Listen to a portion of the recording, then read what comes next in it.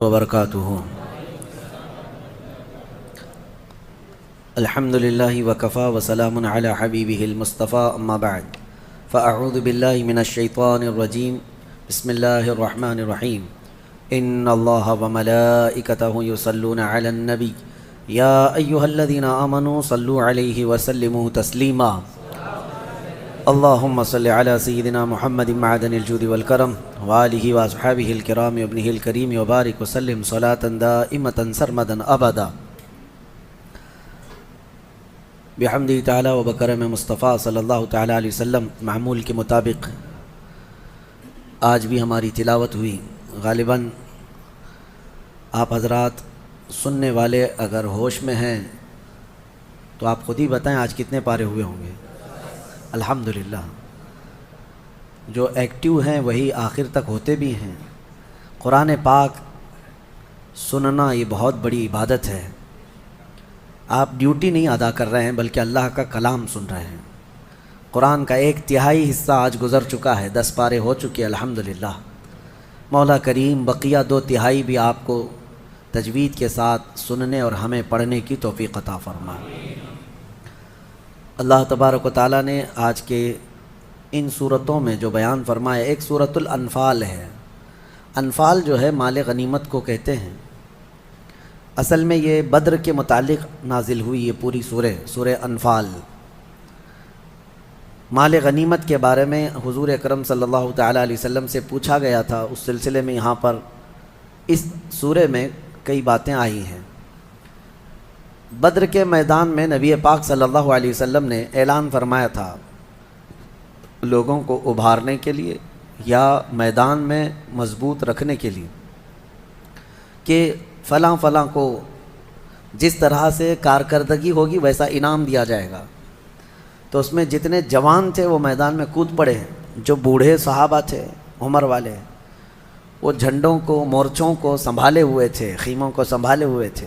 میدان کی ظاہر سی بات ہے فوج کی حفاظت کے لیے بھی کچھ صحابہ ہوا کرتے، تو انہوں نے مورچے سنبھال لیے۔ جوان لڑنے کے لیے میدان میں کود پڑے، اور ایسی سخت ترین لڑائی ہے کہ بدر کے میدان میں آپ کو پتہ ہے، تاریخ گواہ ہے، یہ 313 تھے اور وہ 1000 سے زیادہ تھے۔ باوجود اس کے اللہ نے روشن فتح عطا فرمائی، اور یہ جوان صحابہ نے 70 کافروں کو مار گرایا تھا اور 70 کو قیدی بنا کر لائے تھے۔ اب مسئلہ یہ تھا کہ حضور نے جو اعلان فرمایا تھا جس کی جیسی کارکردگی ہوگی ویسا انعام ہے، تو جو جوان صحابہ تھے ان میں یہ باتیں چلنے لگی جو بدر کا مال غنیمت ہے وہ غالباً جوان صحابہ کو زیادہ ملے گا۔ تو بوڑھے صحابہ وہ کہتے کہ اگر ہم مورچہ نہ سنبھالتے تو تم میدان میں اترتے کیسے؟ بہت تیز ہمارے حاجی صاحب جو ہے بے شک فرماتے ہیں، کیونکہ بوڑھوں کا اپنا ایک رول ہوتا ہے۔ بڑھاپا جو ہے اللہ تعالیٰ کی طرف سے ایک نعمت ہے کہ اللہ کی طرف لوٹنے کا موقع دیا جاتا ہے۔ جو جوان بیٹھے ہیں اللہ ان کو بھی اچھا بڑھاپا عطا فرمائے، عبادتوں کے ساتھ اور اللہ کی طرف لوٹ آنے والا بڑھاپا یہ نعمت ہے۔ کیونکہ زندگی میں جوانی میں جو کرنا تھا کر لیا، لیکن آخر عمر میں اللہ نے اس کو ہدایت دی کہ وہ مسجدوں کی طرف آ گیا ہے، پابند ہو گیا ہے، اور یہ احسان ہے اللہ کا کہ اللہ تعالیٰ اسے پاک کر کے دنیا سے اٹھانا چاہتا ہے۔ اور میرا مولا فرماتا ہے جس کی اسلام میں داڑھی سفید ہو گئی، اللہ فرماتا ہے مجھے اس کو عذاب دینے میں حیا آتی ہے۔ اللہ حیا فرماتا ہے بوڑھے کو عذاب دینے میں، اور بڑھاپے میں بھی جس کی ایک بھی نہیں نکلی اس کا کیا ہے؟ بہرحال تو بوڑھے صحابہ یہ کہنے لگے ہم مورچہ سنبھال لیتے، ہمارا مال غنیمت تو ہمیں زیادہ ملنا چاہیے۔ تو یہ بات چل رہی تھی کس نے زیادہ کارکردگی کی ہے میدان بدر میں، یہ جوان صحابہ کا یا پھر بوڑھے صحابہ کا، کس کا کارنامہ زیادہ بڑا ہے؟ تب یہ سورہ انفال میں آیتیں نازل ہوئی۔ اللہ نے کیا ہی بہترین انداز میں فرمایا، فَلَمْ تَقْتُلُوهُمْ وَلَكِنَّ اللَّهَ قَتَلَهُمْ وَمَا رَمَيْتَ إِذْ رَمَيْتَ وَلَكِنَّ اللَّهَ رَمَى۔ رب فرماتا ہے محبوب آپ ان سے فرمائیں، اے صحابہ رسول کے غلاموں، جنگ میں جب تم تیر چلا رہے تھے تم میں سے کسی نے تیر نہیں مارا، اللہ نے تیر چلایا ہے، اور تم میں سے کسی نے ان کو قتل نہیں کیا، اللہ نے ان کو قتل کیا ہے۔ یعنی صحابہ کا کام تھا لیکن ان کے کاموں کو اللہ نے اپنا کام فرمایا۔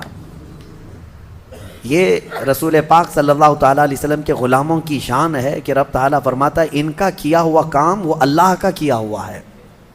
پھر اس کے بعد نبی پاک صلی اللہ تعالیٰ علیہ وسلم نے مال غنیمت جمع فرمایا اور قیدی بھی آئے بدر کے۔ اب سنیے، اسلام میں یہ ایک پہلی چیز ہے پوری دنیا کو پیش کی جانے والی۔ ہزاروں جنگیں آج بھی ہوتی ہیں، ہو بھی رہی ہیں اور ہو چکی ہیں۔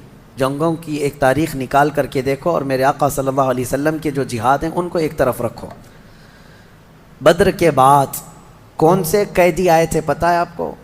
ایسے قیدی جنہوں نے مکہ میں صحابہ کا جینا تنگ کر کے رکھا تھا، بہت تکلیفیں دیے تھے، وہ سب گرفتار ہوئے تھے۔ 70 تو مارے گئے تھے جس میں ابو جہل بھی مر گیا تھا۔ حضرت بلال حبشی کا جو آقا تھا وہ بھی مرا تھا، بڑے بڑے کافر مرے تھے، لیکن جو قید ہو کر کے آئے تھے وہ بھی چھوٹے نہیں تھے، اس میں بھی اچھے خاصے جو بھڑکانے والے لوگ تھے وہ سب گرفتار ہوئے تھے۔ اب ظاہر سی بات ہے صحابہ اکرام کو بدلہ بھی لینا تھا، اتنے سالوں ہمیں تکلیف دیا، تڑپایا، آج ہاتھ میں آ گئے ہیں۔ لیکن نبی رحمت صلی اللہ تعالیٰ علیہ وسلم نے صحابہ سے مشورہ کیا کہ ان کے ساتھ کیا کریں ابھی۔ تو حضرت عمر فاروق رضی اللہ تعالیٰ عنہ نے مشورہ دیا کہ ان میں سے ٹکڑے ٹکڑے کر کے ان کو کاٹ کے مار ڈالیں، یہ جتنے ہیں مار ڈالیں ان کو۔ صحابہ کے الگ الگ مشورے تھے۔ حضرت ابو بکر صدیق نے عرض کیا یا رسول اللہ صلی اللہ علیہ وسلم، ان کو اگر فدیہ لے کر کے کچھ مال ان سے لے کر کے ان کو آزاد کر دیں، ہو سکتا ہے بعد میں یہ اس سے متاثر ہو کر اسلام میں آ جائیں۔ حضور نے حضرت ابو بکر کے مشورے کو پسند فرمایا۔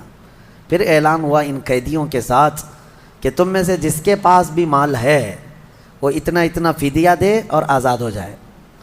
تو جو سیٹ لوگ تھے پیسے دے رہے تھے، آزاد ہو رہے تھے، لیکن جس کے پاس مال نہیں تھا اس کے لیے ایک دوسرا آپشن تھا حضور کی طرف سے۔ حضور پاک صلی اللہ تعالیٰ علیہ وسلم نے یہ سب سے پہلی چیز دنیا میں قائم فرمائی۔ قیدیوں سے جس کے پاس مال نہیں تھا اس کو آپشن، سیکنڈ آپشن یہ تھا کہ تم اگر کوئی ہنر جانتے ہو، کوئی فن جانتے ہو تو میرے 10 صحابہ کو سکھاؤ اور آزاد ہو جاؤ۔ یعنی اگر ان کے پاس کوئی فن ہے، کوئی کاریگری جانتا ہے، کوئی بھی کسی بھی طرح کا علم جانتا ہے، حضور نے آپشن دیا تھا میرے مدینے کے صحابہ میں سے 10 صحابہ کو تم وہ ہنر سکھاؤ اور آزاد ہو جاؤ۔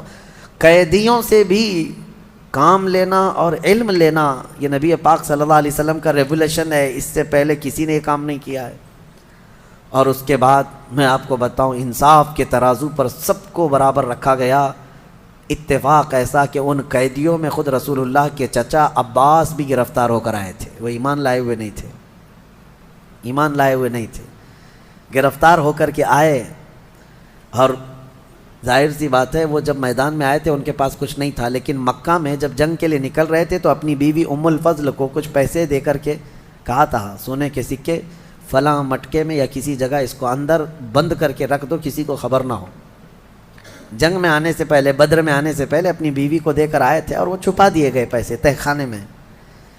اب ان کے پاس یہاں میدان میں گرفتار ہونے کے بعد کچھ نہیں تھا۔ جب ان کی باری آئی تو حضور پاک صلی اللہ علیہ وسلم نے ان سے بھی کہا جیسے سارے قیدی دے رہے ہیں آپ بھی دیں، کیونکہ دشمنوں کے ساتھ آئے تھے آپ فدیہ دے کر کے آزاد ہو جائیے، یا پھر دوسرا آپشن ہے۔ تو انہوں نے کہا نہ میرے پاس کوئی فدیہ ہے، پیسہ ہے، نہ ہی کوئی دوسری چیز ہے۔ تو حضور پاک صلی اللہ علیہ وسلم نے فرمایا بدر میں آنے سے پہلے اپنی بیوی ام الفضل کو جو دے کر کے آئے تھے وہ منگوا لو۔ یہ ہے میرے آقا کا علم غیب، لوگوں کو ابھی پیٹھ پیچھے اور دیوار پیچھے کی لگی ہوئی ہے۔ میرے آقا صلی اللہ تعالیٰ علیہ وسلم تو تمہارے گھروں میں کیا کیا چیزیں تم چھپا کر رکھے ہو وہ تک جانتے ہیں۔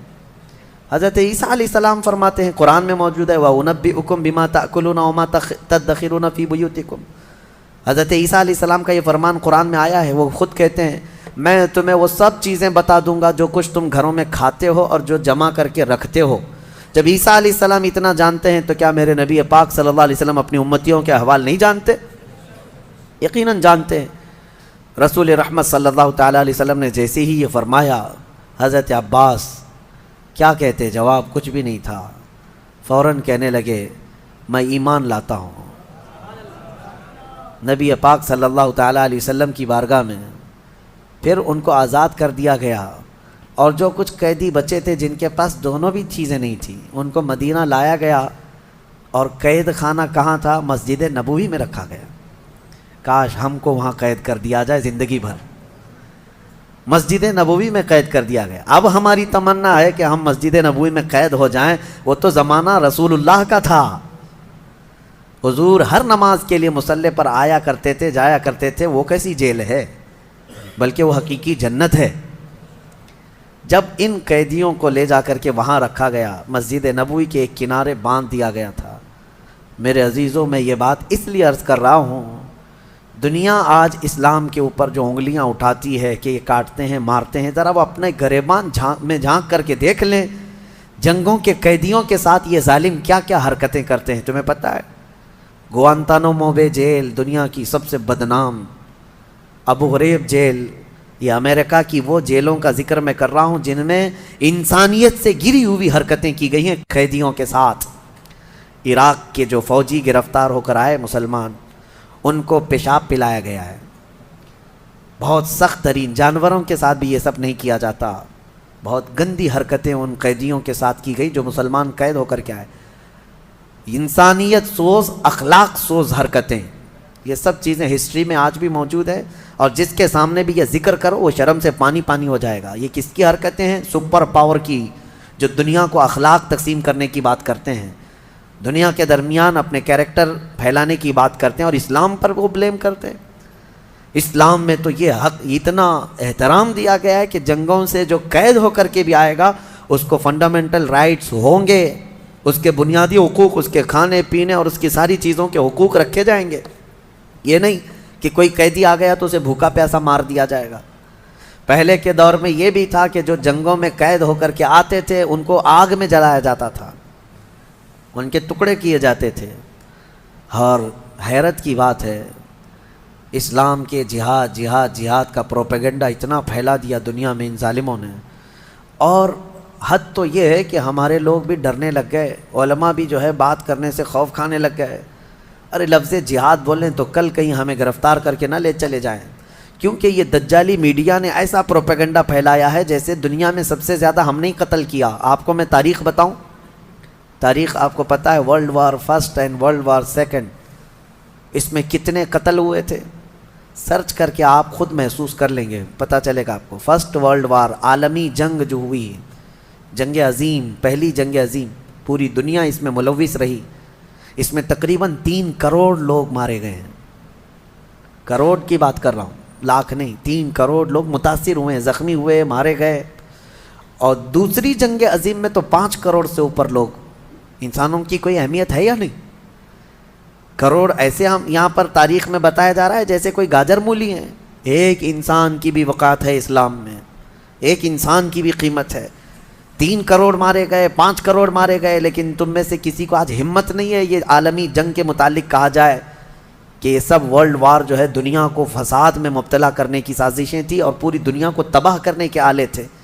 لیکن حیرت اس بات پر ہونا چاہیے ان ظالموں کو, میرے نبی پاک صلی اللہ تعالیٰ علیہ وسلم نے اپنی 10 سالہ زندگی میں, جو مدنی زندگی ہے, کیونکہ مکی زندگی میں ایک بھی جنگ نہیں ہوئی, حضور نے ہجرت فرمایا مدینہ, اس کے بعد سے لے کر آپ کی وفات تک ٹوٹل آپ کی 10 سالہ مدنی زندگی میں 17 جنگوں میں میرے آقا نے شرکت فرمائی. کتنے؟ مسلمانوں کو یہ بات یاد رہے, 17 غزوات میں میرے آقا صلی اللہ علیہ وسلم کی شرکت ہوئی. لیکن آپ کو پتہ ہے پورا ان 17 جنگوں میں کتنے لوگ قتل ہوئے تھے؟ ٹوٹل ملا کر کے 260 کے قریب. ان 17 جنگوں میں 260 لوگ جن کی تعداد بتائی جا رہی ہے.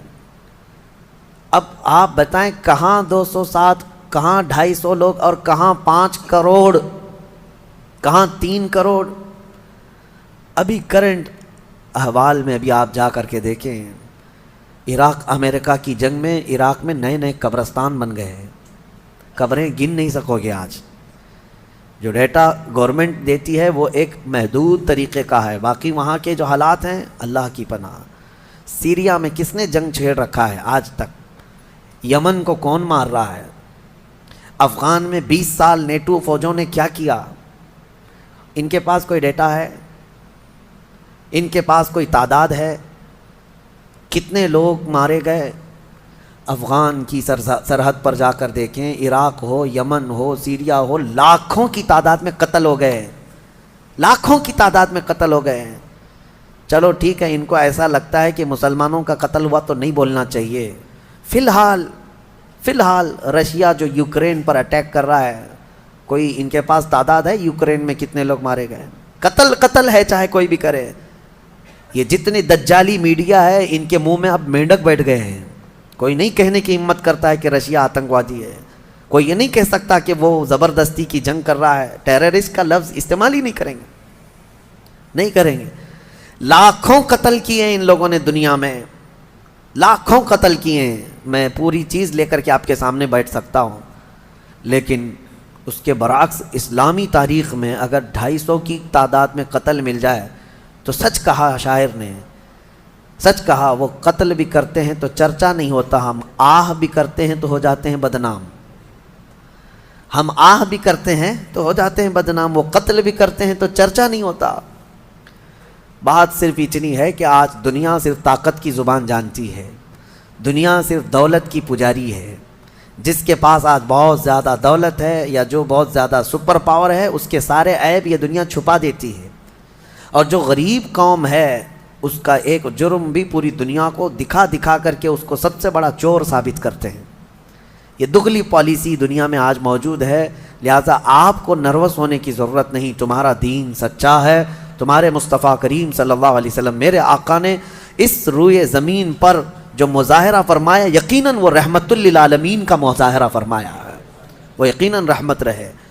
تو یہ بدر کے حالات کے بعد کی چیزیں سورۃ الانفال میں بیان کی گئی ہیں، اور 70 قیدی وہاں پر مارے گئے. میں کہتا ہوں اب یہاں پر کچھ لوگ یہ کہتے ہیں کہ مدینے سے نکل کر کے یہ لوگ گئے اور اٹیک کیا مکہ والوں پر، اور بیچارے 70 لوگوں کو مارا اور 70 لوگوں کو پکڑ کر کے لائے. محمد صلی اللہ علیہ وسلم کے لوگ یہ ظلم کی ہے.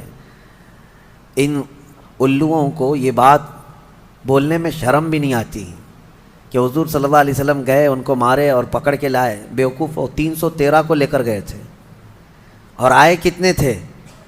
1000 سے زیادہ. ابھی میں آپ سے ایک چیز پوچھتا ہوں، سوال ہے آپ سے. ممبئی میں آپ لوگ رہتے ہیں اور دلی یہاں سے کافی دور ہے. اگر دونوں میں ٹھن گئی، ممبئی والوں میں دلی والوں میں، اللہ کبھی نہ کرے، مثال دے رہا ہوں، دونوں میں کچھ اختلاف ہو گئے اور جنگ کی نوبت آ گئی. ممبئی سے قریب کلیان ہے، پنویل ہے، یا سمجھ لیں اور تھوڑا سا آگے کی طرف جائیں، کلیان کے پاس یا پنویل کے پاس یہ جنگ ہو گئی. کس کی؟ دلی والوں کی اور ممبئی والوں کی. مجھے بتاؤ کیا کہا جائے گا، کہ ممبئی والے لڑنے کے لیے گئے تھے کہ دلی والے لڑنے کے لیے آئے تھے؟ ظاہر سی بات ہے وہ آئے تھے، ہم گئے نہیں تھے یہاں سے. اسی طرح سے اگر دلی کے قریب دوسرے وہاں سے سٹے ہوئے شہر ہے، نوئیڈا ہے، غازی آباد، وہاں اگر جنگ ہوئی ہوتی تو یہ بلیم کیا جاتا ممبئی والے وہاں گئے تھے مارنے کے لیے. یہی حال ہے. بدر کا لوکیشن اگر آپ کو پتہ چل جائے کہ کہاں ہے تو سب بات سمجھ میں آ جائے گی. بدر مدینے سے قریب ہے، مکہ سے دور ہے. مکہ سے تقریباً 300 کلومیٹر اور مدینے سے تقریباً 100-150 کے آس پاس. تو اب مجھے بتاؤ مکہ والے گئے تھے کہ مدینے والے گئے تھے؟ مکہ والے آئے تھے لڑنے کے لیے، نبی پاک صلی اللہ علیہ وسلم ڈیفنس کے لیے نکلے. اسی طرح جنگ احد کہاں ہوئی پتہ ہے؟ مدینے سے 5 کلومیٹر باہر. مدینے سے 5 کلومیٹر باہر احد پہاڑ کے دامن میں. کون آئے تھے؟ مکہ والے آئے تھے. جنگ خندق کہاں ہوئی پتہ ہے؟ مدینہ پاک سے تقریباً 4 کلومیٹر باہر. مدینے سے 4 کلومیٹر باہر خندق کھودنی پڑی مدینے کو بچانے کے لیے. کون آئے تھے لڑنے کے لیے؟ مکہ والے آئے تھے. اب مجھے بتاؤ جو بار بار مدینے پر اٹیک کرتے ہوں، ہر بار حضور پاک صلی اللہ علیہ وسلم اور ان کے صحابہ کو مکہ چھوڑنے کے بعد بھی مدینے میں آ کر کے فساد مچاتے ہوں، تو کیا ایسوں کے خلاف تلوار اٹھانا جائز نہیں ہے؟ اپنے دیش کی رکشا ہر فوجی کرتا ہے، ہر کوئی کرتا ہے. میں آپ کو بتاؤں، اگر میرے ملک کے سرحدوں پر کھڑے ہوئے سپاہی ہیں، ان کو کچھ خصوصی اختیارات ملے ہوئے ہیں، کوئی اگر بارڈر کراس کر کے آ رہا ہے کسی دوسری کنٹری سے، تو یہ فوجی انتظار نہیں کرتا کہ میرا سینئر آرڈر دے گا اب میں اس کو کروں گا. اس کو اتنا پاور ہوتا ہے وہیں جگہ پر اس کو شوٹ کر دیتا ہے. بارڈر پر باضابطہ بارڈر سے 1 کلومیٹر آگے پیچھے یہ لکھا بھی جاتا ہے وارننگ کہ اس سے آگے نہ جائیں ورنہ اسپاٹ پر شوٹ کیا جائے گا. وہاں پر یہ نہیں دیکھا جائے گا کہ بھٹک کے آئے تھے کیا کیے تھے. فوجی کو یہ اختیار ہوتا ہے. کیوں فوجی مار دے رہا ہے؟ اس لیے کہ ہر ایک کو یہ فکر ہے میرے دیش کی حفاظت ہونی چاہیے, میرے ملک کی حفاظت ہونی چاہیے. اور وہ صحابہ اگر اپنے مدینے کی حفاظت کے لیے کھڑے ہو گئے تو ان ظالموں نے ایسی وہ بنا کر کے پیش کی, امیج بنا کر پیش کی ہے دنیا میں کہ وہ صرف لڑنے والی قوم تھی, لڑتے رہتے تھے. انہوں نے اپنے ملک کی حفاظت کے لیے تلواریں اٹھائی ہیں اور اللہ تعالیٰ نے ان کی مدد ایسی فرمائی کہ وہ مدینہ بچاتے بچاتے اتنا پھیل گئے کہ جتنے دشمن تھے انہیں بھی مجبوراً مدینہ طیبہ کی حکومت کے انڈر میں آنا پڑا. پھر جب مکہ فتح ہوا تو پھر لوگ جوق در جوق اسلام میں آنے لگے اور پھر اسلام کی کوئی سرحد نہ رہی. دنیا میں یہ پھیلتا ہی چلا گیا. آج بھی قرآن کی جو آیتیں ہیں اس میں یہی اللہ نے فرمایا کہ اللہ تعالیٰ فرماتے وَقَاتِلُوا الَّذِينَ يُقَاتِلُونَكُمْ, ان سے جنگ کرو جو تم سے جنگ کر رہے ہیں, ان سے لڑو جو تم سے لڑ رہے ہیں. اور آج ہم نے ایک آیت تلاوت کی ہے سورہ انفال کی آخری آیتوں میں سے, وَإِن جَنَحُوا لِلسَّلْمِ فَاجْنَحْ لَهَا وَتَوَكَّلْ عَلَى اللَّهِ. اور کوئی قوم اگر امان چاہتی ہے تو تم بھی امان میں آ جاؤ.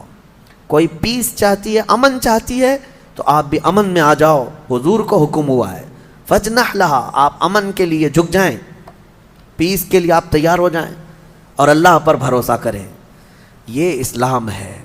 یہ اسلام کے بہت سارے وہ پیغامات ہیں جس کو لوگ آج کھل کر کے بتا بھی نہیں رہے. جہاد میں جانے سے پہلے میرے آقا صلی اللہ تعالیٰ علیہ وسلم صحابہ کو بھی یہ تلقین کرتے کہ جس میدان میں, جس وادی میں تم لڑنے کے لیے جا رہے ہو وہاں کی کسی عورت کو نہ چھونا, بوڑھوں کے ساتھ لڑائی نہ کرنا, بچوں کو نہ مارنا, وہاں کی عبادت گاہوں کو نہ توڑنا, وہاں کے درختوں کو نہ اکھاڑنا. یہ سب پیغامات صحابہ کو دیے جاتے تھے, مجاہدین کو دیے جاتے تھے. یہ ہے اصل جہاد جو نبی پاک صلی اللہ علیہ وسلم نے لوگوں کو سکھایا ہے. اور ان ظالم کتوں کو دیکھو, آج عراق میں جاؤ ایسے ایسے بم گرائے ہیں کہ وہاں پر سبزہ بھی نہیں اگ سکتا. ایسے ایسے بم گرائے ہیں کہ گھاس بھی نہیں نکلتی اب اس زمین پر.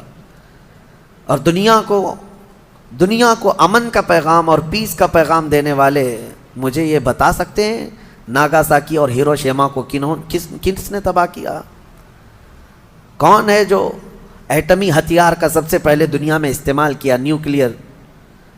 نیوکلیائی پاور کو سب سے پہلے دنیا میں زمین پر استعمال کرنے والی طاقتیں کون ہیں؟ عرب نے استعمال کیا, مکہ والوں نے استعمال کیا, مدینے والوں نے استعمال کیا.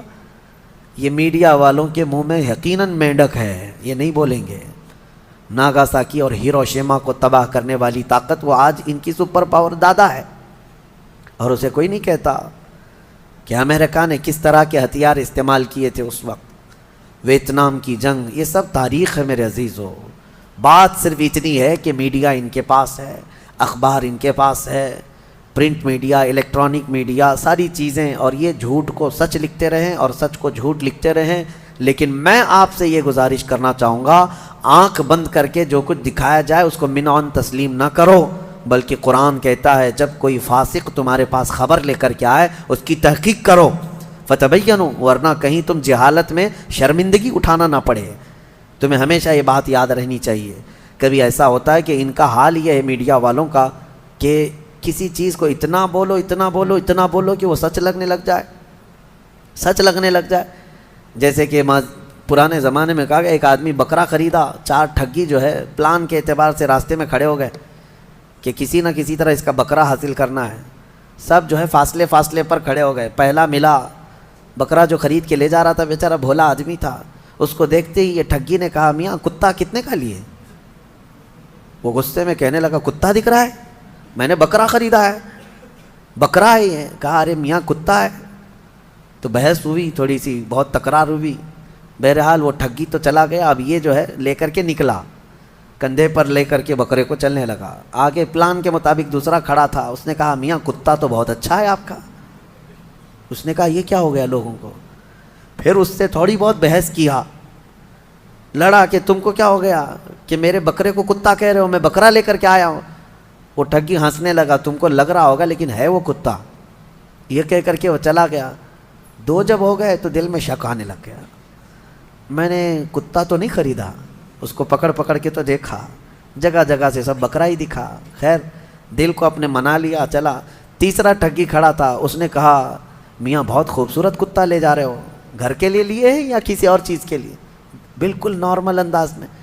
اب اس کو تھوڑا اور زیادہ شک ہو گیا، پہلا بولا تھا، دوسرا بولا تھا، اب تیسرا بھی بول رہا ہے، میری آنکھوں کا قصور تو نہیں ہے کہ کتا ہی ہے یہ؟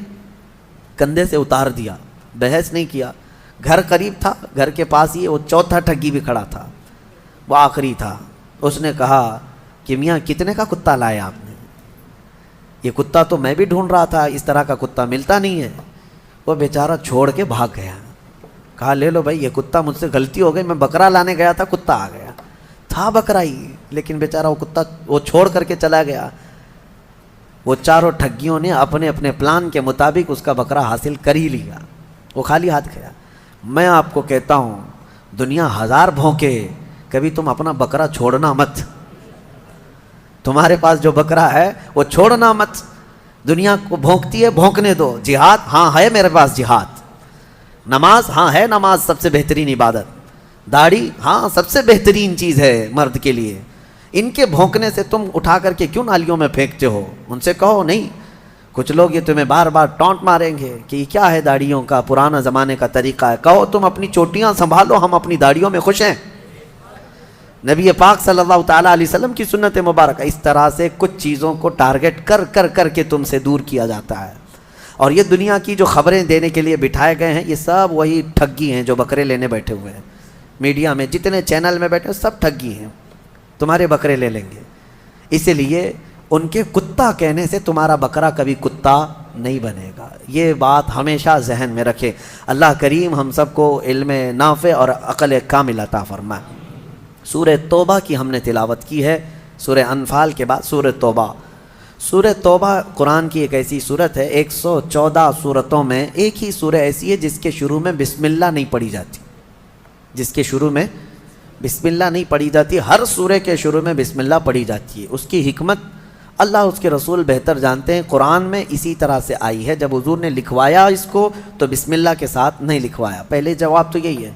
اور بعض نے یہ کہا ہے کہ یہ سورہ جو شروع ہو رہی ہے آیات غضب ہے، اس میں اللہ کے غضب کا اظہار ہے کفار و مشرکین پر۔ اور بسم اللہ چونکہ آیت رحمت ہے، بسم اللہ الرحمن الرحیم، اللہ کی رحمت کا ذکر ہے بسم اللہ میں، تو آیت رحمت ہے بسم اللہ، اور آیت غضب دونوں کو ملانا مناسب نہیں، اس لیے بعض بزرگوں نے فرمایا سورہ توبہ کے شروع میں بسم اللہ نہیں پڑھی جاتی۔ سورہ توبہ کا جو میٹر ہے وہ خاص طور پر ایک آیت ان کو بہت چبھتی ہے، اس کا بھی میں خلاصہ بیان کر دوں۔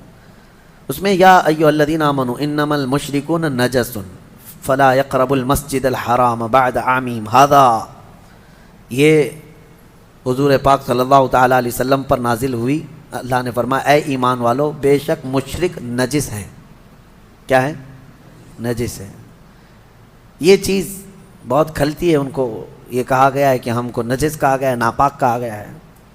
نجس ہوتا کیا ہے؟ بہت ساری چیزیں ہیں، میں آپ کو بتاتا ہوں۔ اور اس میں حکم یہ ہے کہ ان کو مسجد حرم کے قریب اب آنے مت دینا، اس سال کے بعد پابندی ہو گئی، مشرکین نہ آئیں، یہ اللہ تبارک و تعالیٰ کی مقدس سرزمین ہے۔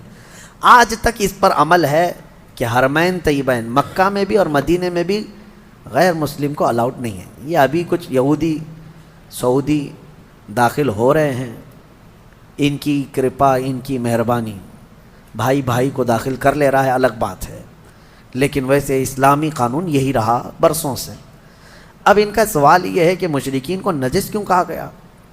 میرے عزیزو، نجس کا مطلب یہ ہے، نجس جس کو کہا گیا ہے، ایک نجس وہ ہے جو کتا ہے، ایک نجس خنزیر ہے کہ اس کو چھونا بھی جو ہے نجاست ہے، اور ایک پیشاب پخانا یہ بھی نجاست ہے، یہ بھی نجس ہے۔ لیکن ان کے لیے جو کہا گیا وہ عقیدہ نجس، یعنی اللہ تعالیٰ کے ساتھ شرک کرنے والی یہ جو فکر ہے، یہی سب سے بڑی نجاست ہے، یہ گندگی ہے، یہ نجاست ہے۔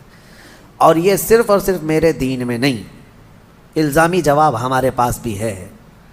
اگر کوئی اسی بات کو لے کر کے کہتا ہے کہ مسلمانوں میں بار بار یہ چیز کہلائی جاتی ہے کہ مشرکین نجس ہیں، مشرکین نجس ہیں، تو پہلی بات تو ہم آپ سے کہیں گے تو نجس کیوں رہتے ہو، کلمہ پڑھ لو نا، نجس رہو ہی مت۔ بہرحال دوسری بات یہ ہے کہ الزامی جواب میں ہمارے پاس آپ کی بھی کتابیں موجود ہیں، منوسمرتی اٹھاؤ، اور بھی کئی کتابیں ہیں، اس میں صاف طور پر یہ لکھا گیا ہے کہ ان کے دھرم کو جو نہیں مانتا وہ سب سے بڑا پاپی ہے، سب سے زیادہ غلیظ ہے، اس کے گھر اپنے گھر کے قریب نہ بناؤ۔ ہم تو صرف حرم کی بات کر رہے ہیں، تم تو گھر کے قریب بھی بنانے کو منع کرتے۔ مقدس کتابوں میں موجود ہے یہ میٹر، سب کے ہاں ہے۔ لیکن میرے عزیزو، مسجد حرم کے قریب نہ آنے کی جو اللہ تبارک و تعالیٰ کا جو حکم ہے، اس کی وجہ یہ ہے ہر ایک کی عبادت گاہ مقدس ہوتی ہے، ہر ایک کی عبادت گاہ مقدس ہے۔ ہمارے لیے ہماری عبادت گاہ مقدس ہے، اور اللہ تعالیٰ نے اس زمین کو پاک فرمایا ہے، پاک فرمایا ہے۔ ایک صاحب ہے، ٹرین میں ملاقات کر کے وہ اس پر مجھ سے بہت بات کر رہے تھے کہ پھر کیوں ہم مکہ نہیں جا سکتے، مکہ جانے کو کیوں پابندی آپ کے اس میں لگائے؟ میں نے کہا نہیں صاحب، آپ کو غلط فہمی ہے، مکہ جانے کے لیے پابندی کسی نے نہیں لگائی۔ آپ کو امریکہ جانے کی پابندی ہے؟ یو کے جانے کے لیے پابندی ہے؟ نہیں ہے۔ کیا کرنا پڑتا ہے؟ اگر آپ کی خواہش ہو رہی ہے یو کے جانا ہے، امریکہ جانا ہے، تو کیا ہے؟ کہا ویزا نکالنا ہے۔ کہا کون دیتا ہے ویزا؟ وہی کمپنی، وہی ملک کی، وہی کنٹری کے اتھارٹی جو ہیں وہ ویزا دیتے ہیں آپ کو۔ کہا ویزا مل جائے تو جائیں گے آپ، امریکہ کا ویزا ملے، یو کے کا ویزا ملے تو آپ جا سکتے ہیں۔ سیم پروسیس ہے، آپ کو مکہ اور مدینہ آنا ہے تو ویزا ہے لا الہ الا اللہ محمد رسول اللہ، سیم پروسیس ہے۔ ہر ایک کنٹری اپنی اپنی کچھ نہ کچھ تحفظات رکھی ہوئی ہے۔ اسی طرح سے اسلام میں آپ کو یہ کہا گیا ہے آپ بھی کلمہ طیبہ پڑھ لو، پاک ہو جاؤ اور آ جاؤ، پاک ہو جاؤ اور آ جاؤ۔ پابندی صرف اور صرف یہ ہے کہ اس کرائٹیریا کے اندر جو ہوگا وہ آئے گا، وہ پڑھے گا، اور ہر دین میں اس طرح کی چیزیں پائی جاتی ہیں۔ بہرحال اللہ کریم ہمیں ہمارے دین پر استقامت عطا فرمائے، قرآن عظیم کی آیات بینات کو سمجھنے اور اس پر عمل کرنے کی توفیق عطا فرمائے۔ وآخر دعوانا ان الحمد للہ رب العالمین۔ السلام علیکم۔